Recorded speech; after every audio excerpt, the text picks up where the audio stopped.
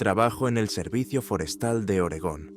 Alguien está colocando trampas en este bosque, para personas. La mayoría de la gente cree que el trabajo de un guardabosques consiste en pasear por la naturaleza y multar a quienes hacen fogatas en lugares prohibidos. En el Parque Nacional Willamette, al menos durante los últimos 6 meses, mi trabajo ha consistido en averiguar por qué los turistas sufren lesiones que no tienen una explicación lógica. Todo comenzó de forma imperceptible, con un par de casos que atribuimos a la simple imprudencia. El primero fue un turista solitario, un chico de 25 años, que regresó a su coche en el aparcamiento del sendero Copper Creek Falls con un corte profundo y limpio en la espinilla. Afirmó que había tropezado con la raíz de un árbol, pero cuando nuestra médico, Sara, le curó la herida, me llevó aparte. Dijo que el corte era demasiado limpio y estrecho, como si fuera causado por un alambre tensado o una cuchilla muy afilada. En el informe oficial indicamos caída sobre una piedra afilada, porque no teníamos otra versión. Rastrillamos esa zona del sendero y no encontramos nada que pudiera haber dejado tal marca, solo tierra, raíces y piedras. 3 semanas después del incidente, recibimos una llamada de una familia asustada. Estaban paseando con su Golden Retriever cerca del lago Marion. El perro se alejó corriendo hacia los arbustos y al cabo de un momento se oyó un chillido. Encontraron al perro enredado en un lazo de cable de acero toscamente hecho. El lazo se le había apretado contra el pecho, por suerte, no alrededor del cuello. Consiguieron aflojar el cable y liberar al animal. Me dirigí al lugar. La trampa era primitiva, un lazo atado a un árbol joven doblado que debía enderezarse y levantar a la presa en el aire. Evidentemente, no era obra de un profesional, pero el cable era resistente y el nudo seguro. Decidimos que se trataba de algún adolescente con inclinaciones crueles. Desmonté la trampa, recogí el cable y redacté un informe. Reforzamos la vigilancia en la zona, pero no observamos nada sospechoso. El tercer caso nos puso realmente en alerta. Una chica que practicaba trail running en las laderas del Monte Jefferson fue encontrada por otro grupo de turistas. Estaba sentada en el suelo en estado de shock, desorientada, y su espalda y la parte posterior de las piernas estaban cubiertas de decenas de pinchazos pequeños pero profundos.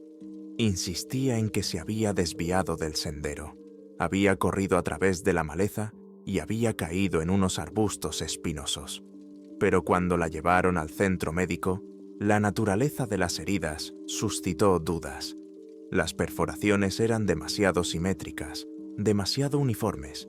Era como si hubiera caído de espaldas sobre una tabla clavada con clavos. Volvimos a peinar la zona, cuadrado por cuadrado. No había tablas con clavos, ni arbustos extraños, solo la maleza habitual del bosque. En tu informe se escribió múltiples heridas punzantes causadas por una caída en matorrales densos. Pero ninguno de nosotros se lo creía. Mi jefe, el guardabosques David Miller, un hombre que llevaba casi 30 años trabajando en el servicio forestal, me llamó a su despacho a finales de septiembre. David era de esas personas que creen en los hechos y en los informes, no en las suposiciones. Pero ese día parecía preocupado. Me indicó en silencio que me sentara y se acercó al mapa del parque que colgaba de la pared. Jake, comenzó sin volverse. Esto no me gusta.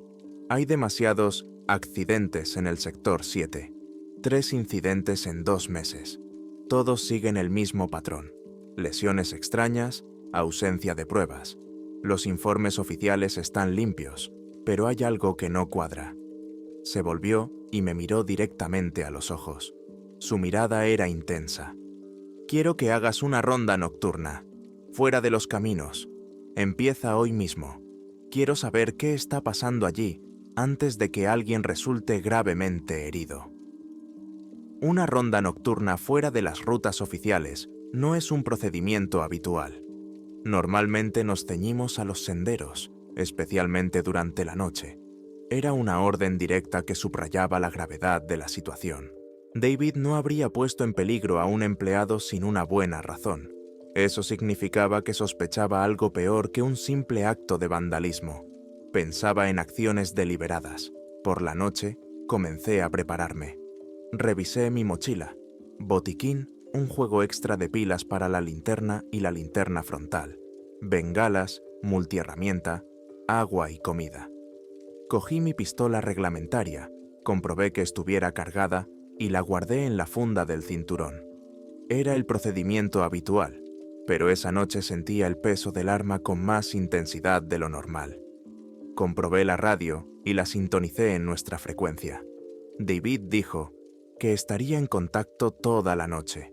Llegué en la camioneta de servicio hasta el límite del 7º sector y dejé el vehículo en un pequeño hueco junto a la carretera, oculto a la vista de extraños. Eran alrededor de las 10 de la noche. El aire era fresco y húmedo, olía a pino y tierra mojada. El cielo estaba cubierto de nubes y no se veía la luna. El silencio del bosque era opresivo. Los únicos sonidos eran el susurro del viento en las copas de los pinos de Douglas y los raros gritos de los pájaros nocturnos. Encendí la linterna frontal y me adentré en el bosque, alejándome deliberadamente de los senderos pisados por los animales. Mis botas rompían con un crujido las ramas secas y se hundían en la alfombra de agujas caídas. El haz de luz sacaba de la oscuridad los troncos de árboles gigantes, los helechos y los cantos rodados cubiertos de musgo. Cada ruido me hacía detenerme y escuchar. Avanzaba lentamente, escudriñando metódicamente el espacio que tenía delante. Después de unas 2 horas de caminata por terreno accidentado, me topé con el primer lugar extraño. En el tronco de un abeto viejo y macizo, a una altura aproximada de un hombre, había profundas marcas recientes. Había varias y estaban en diferentes ángulos. Era como si alguien hubiera estado probando el filo de un machete o un hacha. Ningún animal podría haber dejado esas marcas. Demasiado limpias, demasiado precisas. Informé de ello a David por radio. Él escuchó en silencio y me dijo que continuara. Seguí adelante, avanzando a lo largo de una pequeña cresta. 1 hora más tarde, encontré la primera trampa real. Era una fosa para lobos, pequeña, de aproximadamente 1 metro de profundidad y otro de ancho, pero excavada con mucho cuidado. Por encima estaba cuidadosamente camuflada con ramas, musgo y hojas. Si no hubiera mirado con atención al suelo, habría caído dentro sin duda. Iluminé el interior con la linterna. En el fondo del foso sobresalían estacas afiladas, talladas en gruesas ramas. Estaban dirigidas hacia arriba. La sangre se me heló en las venas. No estaba hecho para animales. La ubicación era perfecta, un poco apartada de un sendero apenas visible por el que podía pasar alguien que decidiera acortar el camino. El hoyo era reciente. La tierra de los bordes aún no se había secado ni desmoronado. «David, he encontrado un hoyo con estacas», dije por la radio.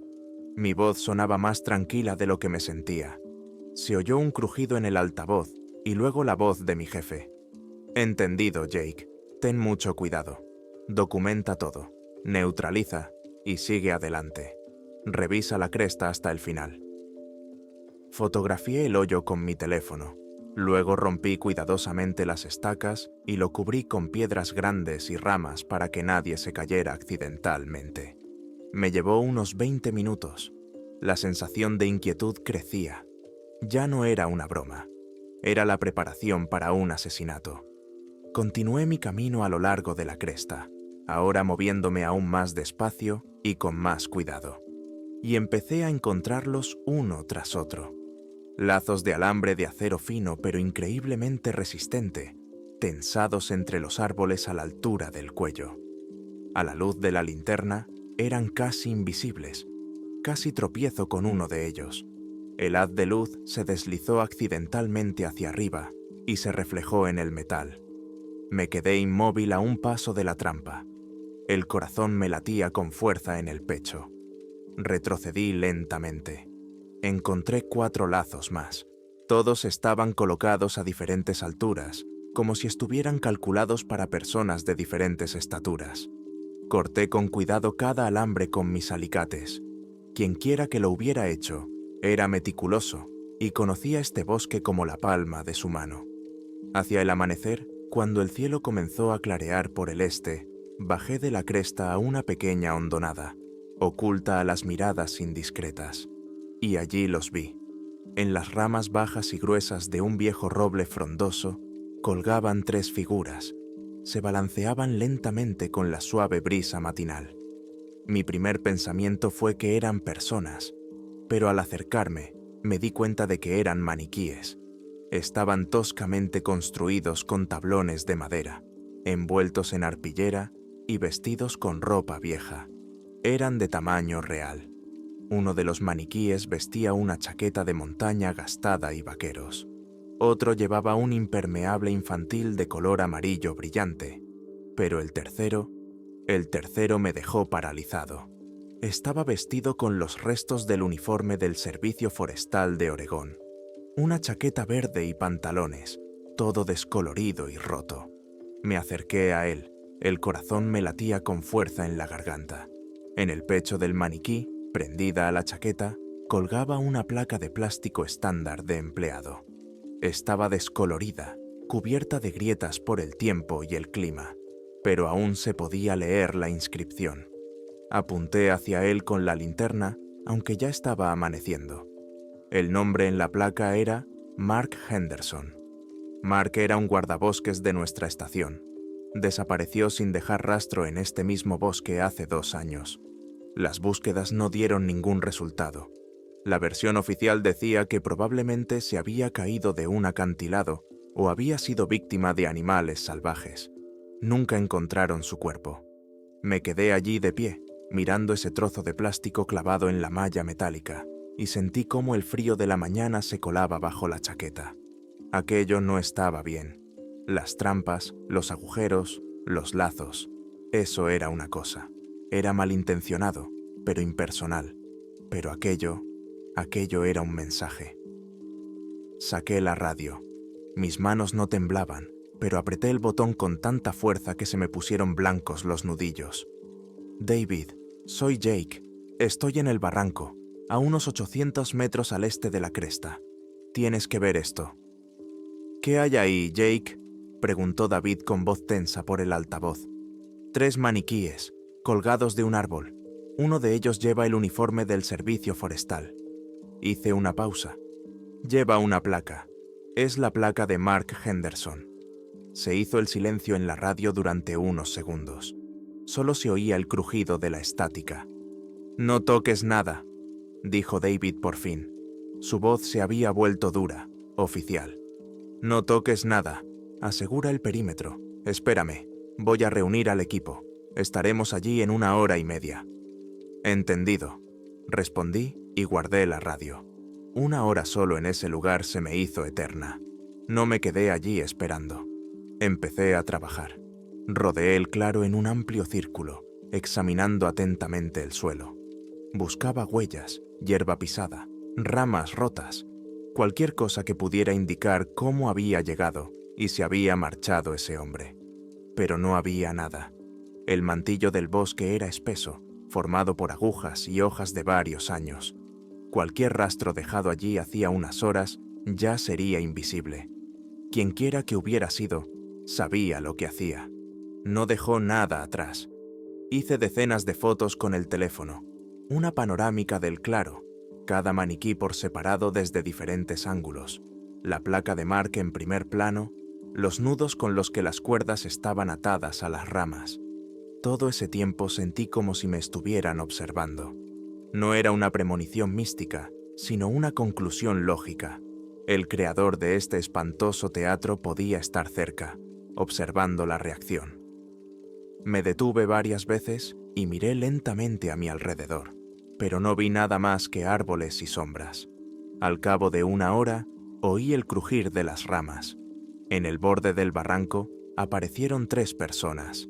David, otro guardabosques mayor, llamado Rob, y el ayudante del sheriff del pueblo más cercano, al que había visto un par de veces. un hombre corpulento de unos 50 años llamado Carter. Se acercaron en silencio, con el rostro sombrío. Se detuvieron a unos pasos del roble, mirando las figuras colgadas. «¡Maldita sea!», dijo Carter en voz baja, quitándose el sombrero. David se acercó al maniquí vestido de guardabosques y, sin tocarlo, examinó detenidamente la placa. «Es él», dijo. «Recuerdo esta mella en la esquina. Mark la hizo en el aparcamiento una semana antes de desaparecer». Rob rodeó el árbol, examinando los nudos. «Buen trabajo», dijo. «Nudos profesionales. Y la cuerda es de buena calidad, para escalada». Trabajaron de forma coordinada y profesional. Acordonaron el claro con cinta, describieron cada detalle y lo fotografiaron todo con una cámara profesional. Retiraron los maniquíes con cuidado, los guardaron en bolsas para pruebas y se los llevaron. Toda la operación duró unas 3 horas. Durante todo ese tiempo, nadie dijo una palabra de más. El ambiente era tenso. Cuando volvíamos a los coches, David se puso a mi altura. «Ahora ya no es solo vandalismo», dijo. «Esto tiene que ver con la desaparición de un funcionario federal. Pásate por mi oficina cuando vuelvas a la comisaría. Tenemos que reabrir el caso Henderson». Al llegar a la comisaría, me senté en la mesa del despacho de David. Él puso delante de mí una gruesa carpeta con la inscripción «Henderson, Mark, caso de desaparición». Empecé a hojear las páginas, informes de búsqueda, mapas de la zona, transcripciones de entrevistas con compañeros y familiares. Todo era seco y objetivo. Mark Henderson, 34 años, ranger experimentado, 8 años de servicio. Ese día salió a hacer su patrulla habitual por el sector 7. Su camioneta fue encontrada al día siguiente en el aparcamiento al comienzo del sendero. En el coche estaban sus objetos personales, la cartera y el teléfono. No había rastros de lucha. La operación de búsqueda duró 2 semanas. Cientos de voluntarios, perros, un helicóptero, nada. Ni un trozo de ropa, ni un rastro. Conclusión oficial. Desaparecido en acto de servicio, presuntamente por accidente. «En los informes falta un detalle», dijo David, rompiendo el silencio. Levanté la vista hacia él. Un mes antes de su desaparición, Mark se volvió diferente, nervioso. Me dijo varias veces que algo no iba bien en el bosque, que encontraba señales extrañas. Le pregunté cuáles, pero no supo explicarlo bien. Hablaba de marcas en los árboles, de piedras colocadas de forma extraña. Lo achacaba al cansancio, al agotamiento profesional. Le propuse que se tomara unos días de vacaciones. Se negó. David se frotó la nariz. «Ahora creo que encontró algo que entonces consideré una tontería». Al día siguiente, nuestro trabajo cambió. David introdujo nuevas reglas. Todas las patrullas en el sector 7 se realizaban ahora solo en parejas. Cualquier desviación de la ruta requería confirmación por radio. Empezamos a instalar decenas de nuevas cámaras trampa, no solo en los senderos, sino también en lo profundo del bosque, en lugares que podrían parecer estratégicamente importantes para nuestro desconocido. Los maniquíes y la placa se enviaron al laboratorio criminalístico del estado, pero no teníamos muchas esperanzas. Habían estado al aire libre demasiado tiempo. Lo más preocupante era que nuestras viejas cámaras, instaladas en todas las rutas turísticas principales, no habían registrado a ninguna persona sospechosa en los últimos meses. Nadie que llevara consigo herramientas, cuerdas o cables de acero. Eso solo podía significar 2 cosas. O nuestro cazador era prácticamente invisible, o conocía la ubicación de todas nuestras cámaras y las evitaba. Y eso apuntaba a alguien que tenía acceso a nuestra información oficial, a alguien de dentro. No podía quitármelo de la cabeza. Por las tardes, después del turno, me quedaba en la estación y rebuscaba en los archivos. Revisaba los antiguos registros de patrullas, mapas de 2 o 3 años atrás.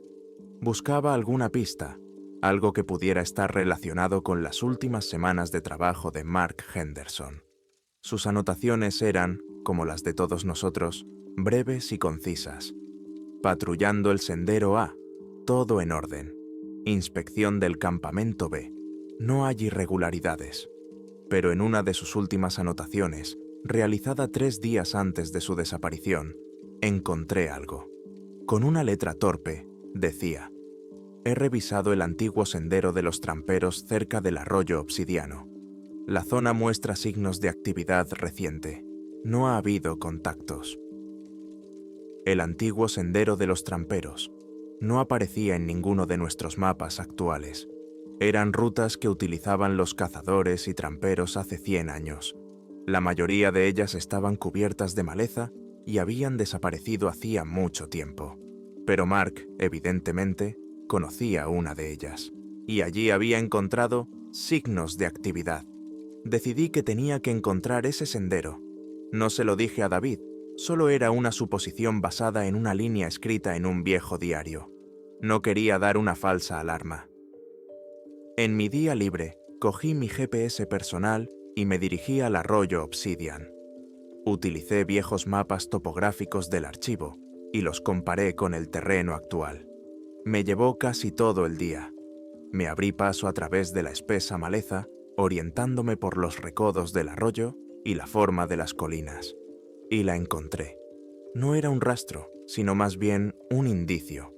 Una hendidura apenas perceptible en el suelo, un par de árboles viejos y medio podridos, con marcas para orientarse. El sendero estaba casi completamente cubierto por el bosque. Lo seguí. A unos cientos de metros, lo vi. En el tronco de un viejo cedro, a la altura de los ojos, había clavado un pequeño pájaro toscamente tallado en madera. Estaba ennegrecido por el tiempo y cubierto de musgo, pero el estilo de la talla era inequívocamente similar al de los maniquíes del claro. Y justo debajo del pájaro, en la corteza del árbol, había una marca reciente, una línea vertical, tan reciente que aún rezumaba resina. Estaba allí de pie, mirando la marca, cuando mi radio, que colgaba de mi hombro, cobró vida de repente. No era la voz de David. Fue un breve estallido de ruido estático, seguido de un sonido apenas audible y distorsionado. Duró menos de 2 segundos, pero logré distinguirlo. Era un fragmento de una vieja melodía popular tocada con una armónica. Y luego volvió el silencio. Nuestro canal de comunicación se consideraba seguro. No podía haber interferencias, y mucho menos con un fragmento musical, en medio de la nada. Y comprendí que alguien no solo estaba colocando trampas en nuestro bosque, también estaba escuchando nuestras conversaciones. Me quedé inmóvil, mirando la radio como si fuera una serpiente. La melodía, por breve que fuera, sonó clara, sin interferencias. No era una señal accidental. Agarré la radio, cambié de canal y luego volví al anterior. «David, aquí Jake, recibid», dije en voz baja. En respuesta, solo se oyó un silbido constante. No hubo respuesta. La decisión fue instantánea. Ya no era un explorador. Estaba en territorio desconocido, y el dueño había dejado claro que sabía que estaba allí. Me di la vuelta y retrocedí, rápido, pero sin echar a correr. Cada paso parecía estruendoso. Ya no miraba al suelo en busca de huellas, sino que escaneaba el bosque a mi alrededor, fijándome en las densas sombras entre los árboles. La sensación de que me observaban dejó de ser abstracta y se volvió casi física. El aire parecía denso y pesado. Mantuve la mano en la empuñadura de la pistola, pero no la saqué. Sabía que si llegaba a eso, probablemente ya habría perdido. El camino de vuelta al coche me pareció el doble de largo. No me detuve hasta que salí del bosque y llegué al arcén de grava donde estaba mi camioneta. Solo cuando estuve dentro y cerré las puertas me permití respirar. Volví a llamar a David. Esta vez respondió de inmediato, con voz clara. «Jake, ¿dónde estabas? Te llamé hace 5 minutos. Vuelvo a la base. Encontré el sendero. Y otra cosa». Le conté brevemente, sin emoción, sobre el pájaro tallado, la marca reciente y la interceptación de radio. No mencioné que se trataba de una melodía de armónica. Simplemente dije, una señal sonora extraña en el canal protegido. «Vuelve inmediatamente», ordenó David. «Y no vuelvas a salir solo. Es una orden. Corto». Cuando regresé a la estación, David ya me estaba esperando junto con Rob y nuestro especialista en comunicaciones, un tipo llamado Kevin. Les conté con todo detalle lo que había visto. Cuando llegué al momento de la radio, Kevin negó con la cabeza. «Es imposible», dijo. «Nuestras radios funcionan en una frecuencia encriptada con cambio de frecuencia. Para interceptar la transmisión, se necesita un equipo que cuesta lo mismo que una casa y estar dentro del campo de visión. Y para simplemente escuchar, hay que conocer las claves de encriptación, que cambian cada 24 horas. Entonces, tiene ese equipo y estaba cerca», concluyó David. «O tiene nuestras claves». La última frase hizo que la habitación se enfriara. La idea de que el desconocido pudiera tener un cómplice allí mismo, en la estación, era peor que cualquier trampa en el bosque.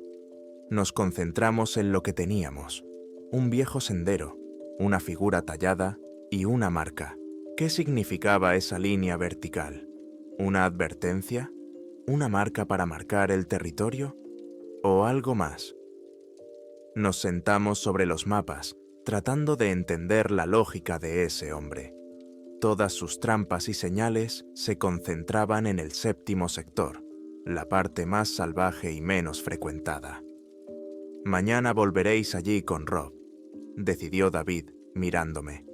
«Juntos, con todo el equipo. Vuestra misión es instalar varias cámaras en ese sendero, especialmente cerca del árbol marcado, y explorar más adelante la ruta. Tenemos que saber a dónde lleva». A la mañana siguiente, Rob y yo salimos al amanecer. Esta vez todo era diferente. Estábamos armados no solo con pistolas, sino también con escopetas. Avanzábamos lentamente, como en una operación táctica, cubriéndonos unos a otros. El bosque ya no parecía tranquilo. Ahora era territorio enemigo. Encontramos fácilmente el árbol con el pájaro tallado. El arañazo reciente en la corteza seguía allí. Rápidamente y en silencio, instalamos 3 cámaras en miniatura, camuflándolas entre la corteza y el musgo. Las cámaras estaban conectadas a la red móvil y transmitían imágenes en tiempo real directamente a la estación. Ahora, si alguien se acercaba a ese árbol, lo sabríamos en cuestión de segundos. Tras completar la primera parte de la misión, seguimos avanzando por un sendero apenas visible. Nos adentraba cada vez más en el bosque, en la parte del parque donde ni siquiera los guardabosques más experimentados habían estado nunca. El terreno se volvía cada vez más accidentado. Teníamos que abrirnos paso a través de árboles caídos y vadear arroyos helados. Era evidente que este sendero se utilizaba, aunque fuera raramente. A veces encontrábamos ramas recién rotas o huellas apenas visibles de botas. Aproximadamente 1 milla más adelante, el sendero nos llevó a un pequeño claro. En medio del claro había una construcción. Era una vieja cabaña de trampero, ennegrecida por el tiempo, tan integrada en el paisaje que era imposible verla desde 20 pasos. El techo estaba medio derrumbado y la puerta colgaba de una sola bisagra oxidada. Esta cabaña no aparecía en ningún mapa del parque. Nos acercamos con extrema precaución, con las armas en ristre. Rob se quedó fuera para cubrirnos y yo eché un vistazo dentro. Olía a humedad, podredumbre y excrementos de ratón. Dentro reinaba el caos. Tablas podridas, restos oxidados de una estufa de hierro fundido, trapos viejos. Parecía que no había nadie allí desde hacía 50 años. Le hice una señal a Rob y él entró detrás de mí. Comenzamos un registro metódico. Al principio, nuestra búsqueda no dio resultados. Solo era una choza abandonada. Pero cuando ya estaba a punto de irme, vi algo en un rincón alejado. Bajo un montón de lonas podridas, el suelo tenía un aspecto diferente. Varias tablas eran más claras y nuevas que las demás. No estaban cubiertas por la misma capa gruesa de polvo y suciedad. Rob, ilumina aquí, dije. Rob dirigió el haz de su linterna hacia el suelo. Ambos lo vimos. Una de las tablas tenía una pequeña muesca, perfecta para hacer palanca. Rob tenía una pequeña palanca en la mochila. Con cuidado, hizo palanca en el borde de la tabla y la levantó. Debajo había otra, y luego quitamos todo el suelo nuevo. Debajo se abría la entrada a un pequeño sótano excavado en la tierra. De allí olía a tierra seca. Iluminamos el interior con las linternas. Era un escondite, seco y limpio. En el suelo de tierra había varios objetos.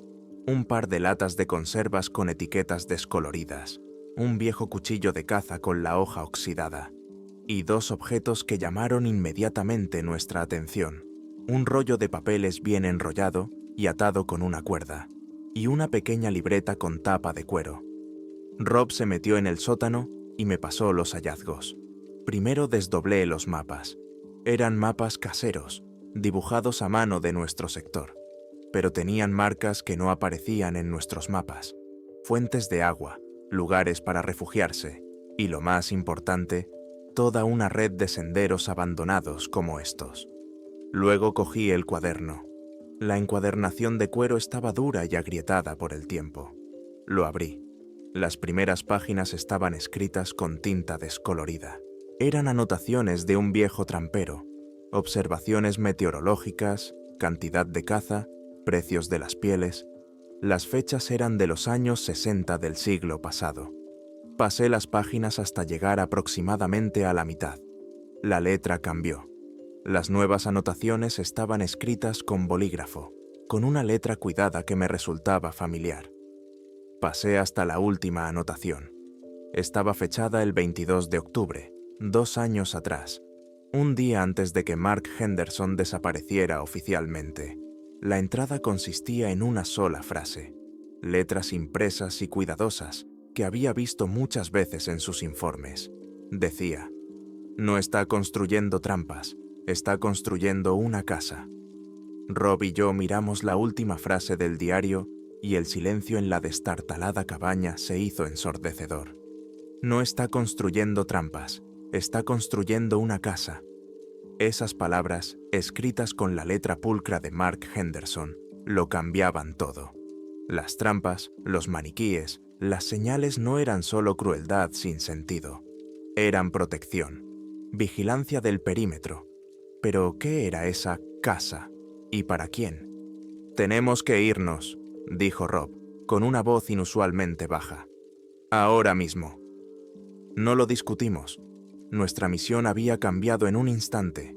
Ya no éramos exploradores.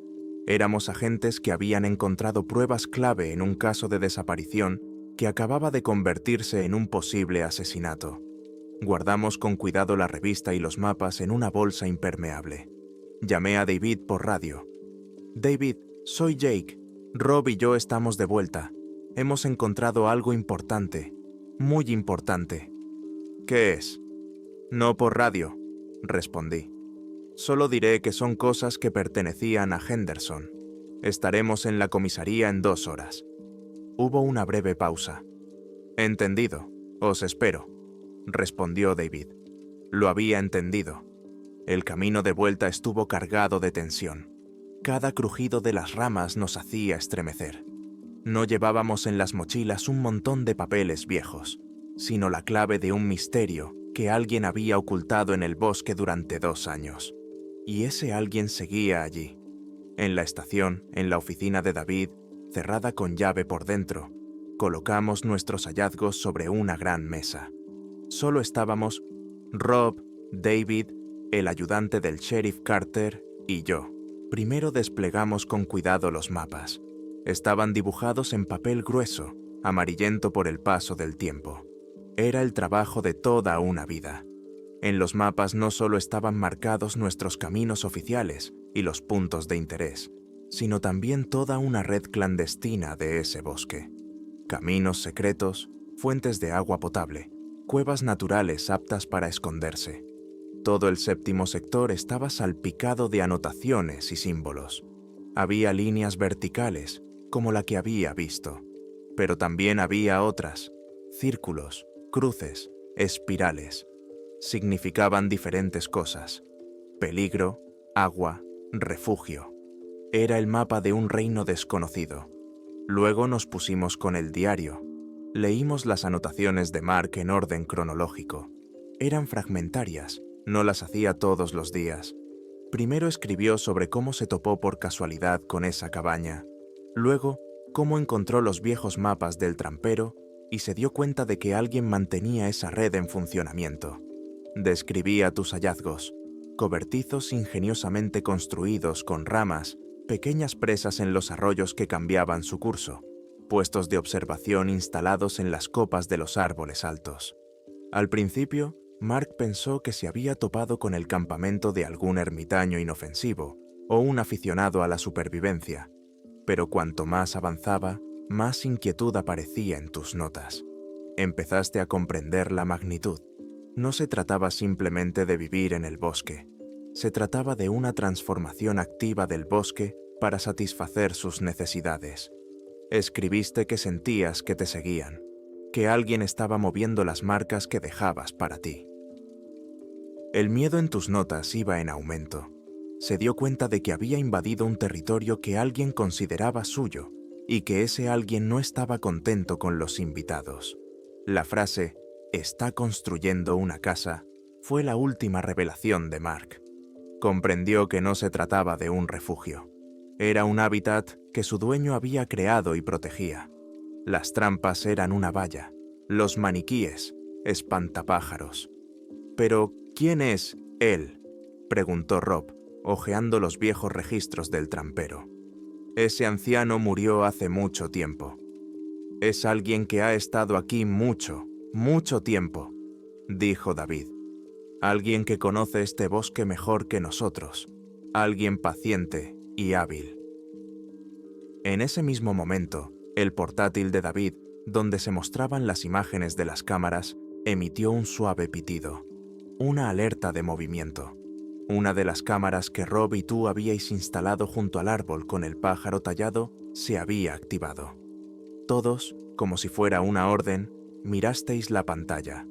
La imagen era nítida. Era temprano por la tarde en el bosque. Reinaba el silencio. De repente, una figura entró en el encuadre por la izquierda. Era un hombre. No parecía un monstruo ni un loco. Vestía ropa sencilla y funcional de tonos terrosos, pantalones de tela gruesa y una vieja camisa de franela. En la cabeza llevaba un sombrero gastado de ala ancha, calado hasta los ojos. Se movía lentamente, en silencio, con la seguridad de alguien que se encuentra en su casa. No llevaba ningún arma, simplemente caminaba por el bosque. El hombre se acercó directamente al árbol con la marca.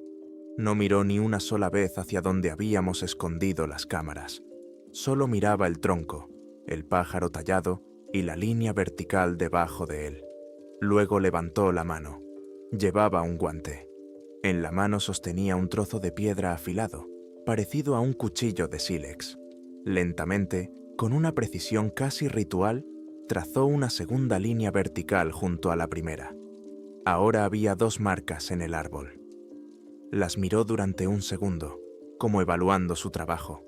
Luego se dio la vuelta con el mismo silencio y desapareció en el bosque. Toda la escena duró menos de 30 segundos. Nos quedamos sentados en completo silencio, mirando el sendero vacío del bosque en la pantalla del monitor. Teníamos su imagen, borrosa, imprecisa, pero la teníamos. «Kevin», dijo David sin apartar la vista de la pantalla. «Activa el reconocimiento facial. Búscalo en todas las bases de datos. Necesito saber quién es». El ayudante del sheriff Carter, que hasta entonces había observado en silencio lo que sucedía, se inclinó hacia la pantalla. Entrecerró los ojos, mirando fijamente la imagen congelada del hombre. «No necesito reconocimiento facial», dijo en voz baja. «Sé quién es». Todos nos volvimos hacia él. «Es Samuel Pierce», dijo Carter. «Su familia era propietaria de la mayor parte de esta tierra antes de que el gobierno la comprara para crear un parque nacional en los años 60. Todos pensaban que se había marchado del estado hacía muchos años. tras la muerte de sus padres. Si es él, ahora debe de tener unos 70 años. El nombre y la historia que había detrás de ese hombre nos golpearon como un jarro de agua fría. Samuel Pierce, un fantasma con un motivo. No era un psicópata cualquiera. Estaba defendiendo lo que, en su opinión, siempre le había pertenecido. Esa idea era mucho más aterradora que una amenaza anónima. Le daba sentido a sus acciones. David tomó inmediatamente el control de la situación. Solicitó oficialmente el apoyo total de la oficina del sheriff. Este caso iba mucho más allá de la jurisdicción del servicio forestal. Carter asintió. «Es nuestro», dijo. «Ahora es una operación conjunta. Buscamos el nombre Samuel Pierce en todas las bases de datos posibles. La información que encontramos solo confirmaba las palabras de Carter y hacía que el panorama fuera aún más espeluznante. La familia Pierce había sido la última propietaria privada de esas tierras. Samuel, nacido en 1956, desapareció sin dejar rastro tras la muerte de sus padres a finales de los 70. No tenía dirección, carné de conducir, impuestos ni historial crediticio. Durante 40 años no existió para el Estado. Se borró del sistema y, al parecer, simplemente volvió a casa. Ahora teníamos su perfil. Un hombre de unos 70 años, en excelente forma física, experto en supervivencia con un conocimiento insuperable de la zona, transmitido de generación en generación. Era completamente autónomo y había estado aquí todo este tiempo. 2 marcas en el árbol. Revisamos los registros. La primera apareció después de mi visita en solitario. La segunda, después de que llegáramos con Rob. No solo contaba nuestras incursiones en su territorio.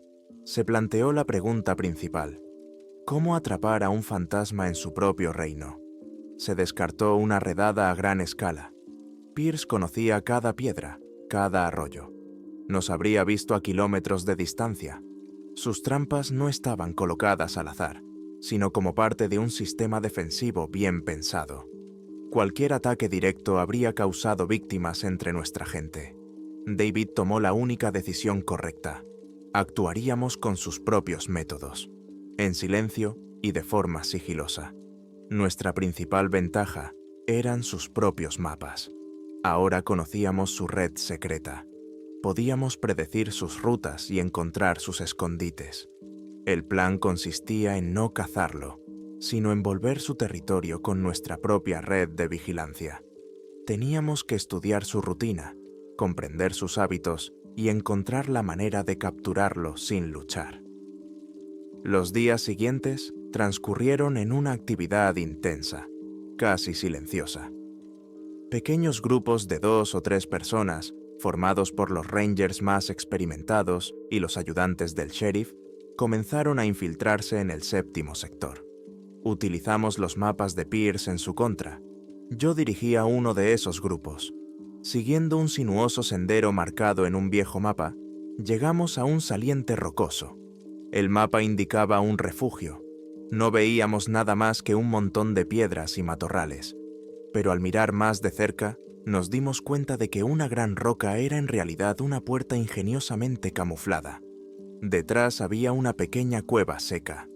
En el interior encontramos rastros de una estancia reciente, provisiones de carne seca y setas secas cuidadosamente apiladas, herramientas caseras, un lecho de ramas de abeto. No tocamos nada, solo colocamos una cámara en miniatura del tamaño de un botón y nos marchamos en silencio. Cada día comprendíamos mejor la magnitud de su hogar. No se trataba solo de senderos y trampas. Encontramos pequeños canales excavados para regar los bancales con plantas silvestres comestibles. Vimos complejos sistemas de trampas para caza menor, prácticamente invisibles para el ojo inexperto. No solo vivía en el bosque, lo controlaba. Era su jardinero y su guardián. Y eso provocaba una extraña mezcla de miedo y respeto renuente. Durante una de esas salidas, casi nos pillan.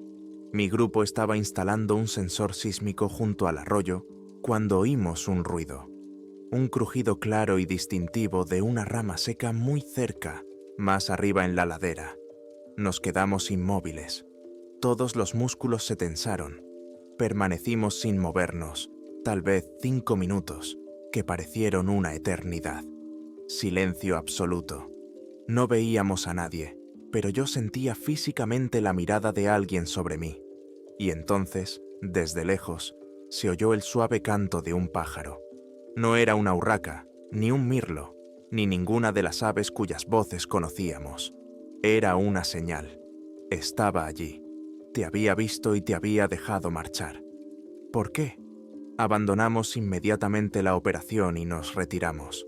La revisión de las grabaciones de las cámaras instaladas anteriormente no dio ningún resultado. Estaba en un ángulo muerto. Pasó una semana. Ahora teníamos toda una red de cámaras y sensores que cubrían los puntos clave del mapa de Pierce. Y empezamos a ver su rutina. Se movía en un gran círculo, recorriendo su territorio, revisando trampas, escondites de comida y puestos de vigilancia. Era como un granjero recorriendo sus tierras, metódico, predecible. Una noche, la cámara de la cabaña más antigua se activó. Samuel Pierce apareció en la pantalla del monitor de nuestro improvisado cuartel general. Llevaba algo grande y sin forma envuelto en un saco. No entró en la cabaña. Se dirigió al claro con el gran roble, donde encontré los 3 primeros maniquíes. Todos, conteniendo la respiración, lo seguimos en la pantalla. Con movimientos lentos y seguros, se acercó al roble. Desenrolló el bulto. Era otro maniquí, otra muñeca hecha de madera y trapos. Pasó una cuerda por una rama baja, la misma en la que había colgado el maniquí con forma de ranger. Colgó la nueva figura. El maniquí iba vestido de forma sencilla, una camisa a cuadros y pantalones de trabajo. Nada destacable, excepto por un detalle. En el pecho del maniquí había algo prendido. David amplió la imagen, cambiando a la cámara de alta resolución que habíamos instalado allí un par de días antes. La imagen se hizo más nítida. A la camisa del maniquí había una radio, el mismo modelo que usamos todos, y a la correa de la radio había un pequeño rectángulo laminado. Era tu tarjeta de identificación oficial de guardabosques, la que siempre llevabas en el cinturón. Te diste una palmada en el costado por reflejo. Vacía. El clip estaba en su sitio, pero la tarjeta había desaparecido. No sabía cuándo ni cómo la había perdido. Quizá aquel día, cuando me abría paso entre los arbustos para llegar a la cabaña. Quizá cuando retrocedimos al oír el crujir de una rama. No lo sabía, pero Samuel Pierce la había encontrado, y ahora la había colgado en su nuevo espantapájaros. El frío en la habitación se hizo palpable. Mi tarjeta de identificación, clavada en el pecho de un muñeco de trapo, no era solo una amenaza, era una declaración. Samuel Pierce nos estaba diciendo que toda nuestra tecnología, todo nuestro equipo, todos nuestros planes no eran nada. En su bosque, él era un dios, y nosotros solo unos torpes invitados. Pudo acercarse tanto a mí que me quitó la tarjeta del cinturón sin que me diera cuenta. Era el último golpe, la advertencia final. «Está jugando con nosotros», dijo Carter, rompiendo el silencio. «Está demostrando que puede llegar a cualquiera de nosotros cuando quiera».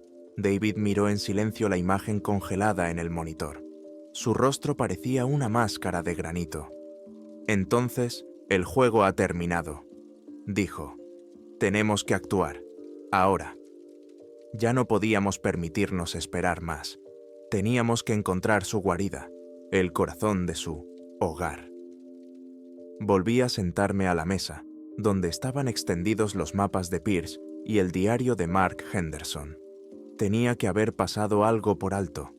Me fijé en los símbolos que salpicaban el mapa: cruces, círculos, líneas verticales y espirales. No entendíamos qué significaban. Volví a abrir el diario de Mark. Releí las últimas y más desesperadas anotaciones buscando cualquier pista, y la encontré. En una de las últimas notas, escrita unos días antes de su desaparición, Mark había escrito: «Las espirales siempre están cerca del agua. no de arroyos, sino de algo más grande, agua estancada.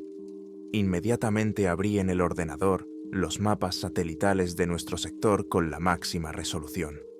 Superpuse la imagen escaneada del mapa de Pierce. Busqué señales de espirales. Mark tenía razón. Todas ellas se encontraban cerca de pequeños lagos ocultos a la vista, canteras inundadas y pantanos, lugares donde nunca habían pisado los turistas. Y en la parte más remota del sector, en el corazón de su territorio, había una espiral, la más grande.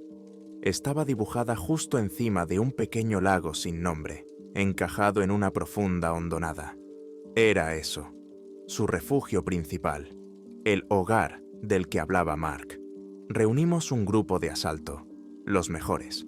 David, que insistió en participar, yo, Rob y los 2 ayudantes más experimentados de Carter. El plan no era asaltar, el plan era rodearlo silenciosamente. Debíamos acercarnos al lago al amanecer, tomar posiciones y exigirle que se rindiera. El uso de armas solo en caso de extrema necesidad.